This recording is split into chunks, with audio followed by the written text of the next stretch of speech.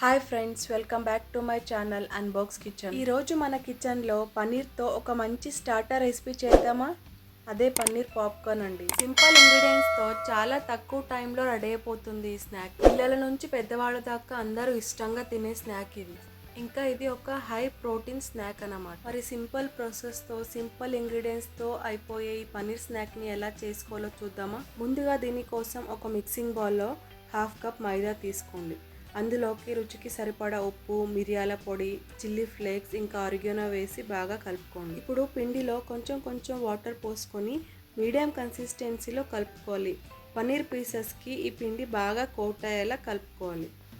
చూడండి, ఇక్కడ వీడియోలో కనిపిస్తున్నట్టు పిండి అనేది ఈ కన్సిస్టెన్సీలో ఉండాలి. ఇప్పుడు అందులోకి క్యూబ్స్గా కట్ చేసుకున్న 200 గ్రామ్స్ పన్నీర్ని వేసుకోండి. పన్నీర్ పీసెస్ అనేది విరగకుండా నెమ్మదిగా పిండిని పన్నీర్ పీసెస్కి కోట్ చేయండి.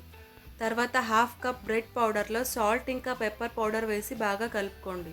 ఇప్పుడు పన్నీర్ క్యూబ్స్ని ఒక్కొక్కటిగా తీసుకొని బ్రెడ్ పౌడర్లో వేసి బ్రెడ్ క్రమ్స్ అంతా బాగా కోట్ చేయండి పన్నీర్ పీసెస్. ఇలా అన్ని పన్నీర్ పీసెస్కి బ్రెడ్ క్రమ్స్తో కోట్ చేశాక వీటిని ఫ్రిడ్జ్లో 10 నుంచి 15 నిమిషాల దాకా పెట్టుకోండి. ఇలా చేయడం వలన డీప్ ఫ్రై చేసినప్పుడు కోటింగ్ అనేది ఊడిపోకుండా ఉంటుంది.